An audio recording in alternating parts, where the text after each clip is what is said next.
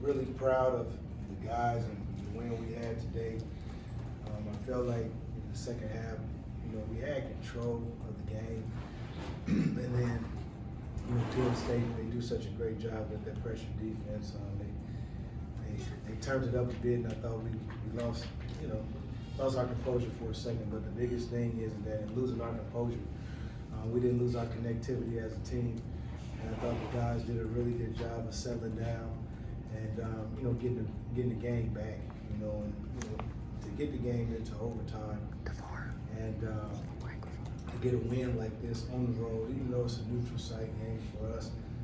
We hadn't played well on the road all season, but to get this win here today, it was really big for us. So I'm just proud of the collective group, because going on the road is never easy. And for us, this is the first game of a long trip. So now we go to Hawaii. So we'll try to figure some things out. We'll celebrate this until midnight, then it's on to the next one. Before we go to questions, for those of you who don't know, Kowacie Reeves Jr. is the one who's on your right, Tafara Gapare on your left. All right. Kowacie, what does a win like this do for you guys moving forward, I think? I feel like it gives us a lot of momentum, like being that this is our first kind of road victory. And I feel like this gives us confidence in knowing that we can pull through and stay connected on the road. Kelly? Tafara, can you talk about the first half? You were really feeling it the first time since you've been here. Kind of what was clicking tonight for you? It was a slow start to the season for me. I didn't really see the ball going to hoop that much. He just came out, hit the first shot, felt good. Teammates, the connectivity in our team that first half was really good. Momentum, we just kept going. Tafara, were you amped up to play in this venue? Yeah, for sure. Did that have something to do with the big game, you think? Nah, like wherever I go, I treat it like it's home. I try my best to not worry about what's going on around me. Play every game like it's a regular court. Let me say this about him. The thing about it is when you're so talented, you're a talented player like him, I think that, you sometimes what they say, a jack of all trades and the master of none sometimes. But see what he's done, he's come back from that concussion and he's lost himself in the work. And so each and every day, man, he's working. He's working. He's working when nobody's looking. And I see it every day in practice. I've seen him coming. I know Wacie can speak, understands that too. And it was so you've seen this coming. Like, there's no surprise. Anybody that's been in our practice, anybody that's been around our program, you've seen this coming. And so the thing about him is when he wants to, and I tell him this all the time, it's not about scoring. The ball was going through the net today, but that doesn't define him. He can guard 5 positions. He can go rebound. He's the most athletic player on the floor most nights. And he can go impact the game any way he wants to. And I think that the biggest thing for him is just locking in each and every day, and that's what we try to do. And I'm proud of him, for the way he played tonight, so everybody can see what we've been seeing for a minute. Kelly? Wacie, can you talk about the last sequence there? You had 2 shots and then Miles gets fouled and hits the free throws. Kind of what did you see in that sequence? Yeah, I mean, like, growing up playing, you always dream of hitting a game winner. So I'm like, I really am open right now. I shot it. I missed it, I'm just like, it's still time on the clock, so I just went to rebound. And then Miles being the player he is, man, with those type of players, they can impact the game whenever. It don't matter if they have an off night or those type of players, they always good, so he just do what he do. And I knew he was gonna make free throws.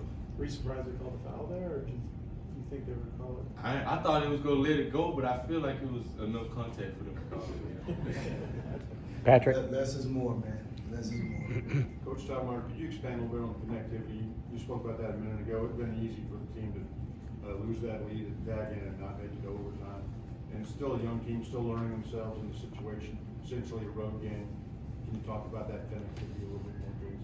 Yeah, when I talked to these guys, and I was fortunate, coming from Boston. And so I talked to these guys a lot about, not overreacting to whether it's good or bad. Stick to the script. Play within yourself. Know your strengths and know your weaknesses. but the biggest thing is have connectivity each and every day. Pull for your teammate, do the right thing, you know, and don't worry about somebody else doing their job. You do your job. And so I think that that's what I'm talking about. And so, you know, it's been like that, and you can see it coming each and every day, because these dudes will tell you, like, I lean on them every day. I coach in games totally different than I coach in practice. In practice, I overreact to everything. I don't really care, because I need to know that they're getting what I'm preaching. And, you know, I'm starting to see the results. And, you know, I love our team. I love the youthfulness of our team.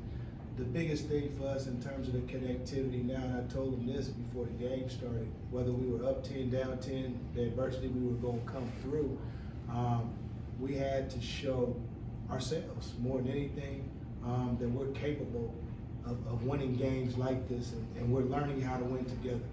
That's the biggest thing. You learn how to win together, and this was a great step. And the connectivity that we have, again, you see that each and every day in practice, because it's coming back to college. It's not easy to put together a team full of basically transfers, you know. So I'm proud of them. I'm proud of them for the buy-in that they've had. Thank you. Coach, you know, just this season generally, where do you feel like you are as far as, you know, creating a culture for the team, and what does a game like this do to continue that? Well, it does a lot, you know. In terms of culture, you're fighting for that each and every day, and that's why practices aren't you know, they're not as cool for them. You know what I mean? So I just try to share my experiences as a player. I try to share my experiences that I've been with coaching in terms of the players that I've been with.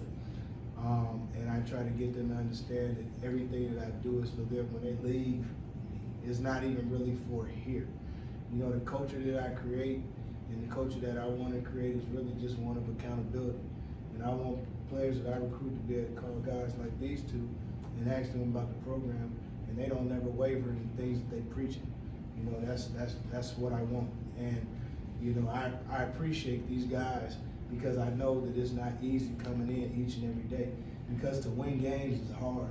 But to win games with new players and to have buy-in and to try to get them to understand the things that you want them to do or things that you see that can help them be successful, if they don't see it the same way, there's always a little bit of resistance. So I appreciate them for allowing me to do that. But the biggest thing to that, though, I will say this, is that I don't care who you are and you have your own kids, nobody's going to let you coach them, nobody's going to let you preach to them until you show them that you care. And so that for me is even bigger. And then we talk just as much about life as we do about basketball. One more? Coach, Okay.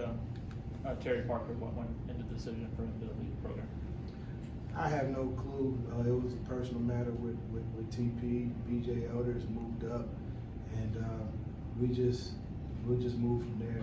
You know, TP talks on it, he'll talk on it, but you know, it's not my place to. But you know, we moved BJ in, and you know, BJ has been elevated, and he'll be there the rest of this year. Kelly, one more. Sure. I was just curious about the last 4+ minutes of regulation, and they started full court press, and you guys were turning the ball over. Just kind of what were you seeing? Was it just a little panic, or were they just really good with how their game came up, or what were you seeing? Tough team to play against.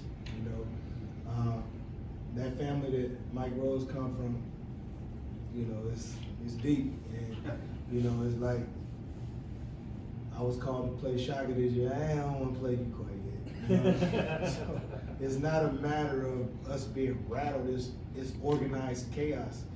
They know what they want to do. What we're trying to do at that time is we were in survival mode. I thought we quit attacking. And so when you beat a press, you got to attack a press. You know, that's the thing that keeps them off balance. And so we were playing on our heels. We weren't coming to balls. We were throwing soft passes. And that's the things that ignited them. You know, so we got to get better in that area. And, you know, as we go through the schedule, hopefully we don't play any more teams like that. But at the same time, too, again, I was proud of the guys for regrouping, because it wasn't easy. We could have rolled over, but we didn't. You know, we fought, and we got a good victory Saturday.